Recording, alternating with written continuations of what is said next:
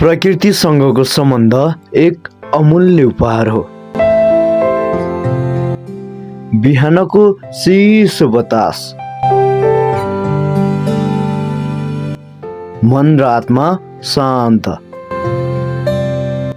प्रकृतिले हामीलाई जस्तो शान्ति र ऊर्जा दिन्छ त्यस्तो शान्ति कतै भेटिन्न। खुल्सीको मिठो सङ्गीत, वाह कति सुन्दर। प्रकृतिसँग जोडिनु भनेको आफूलाई भेट्नु हो।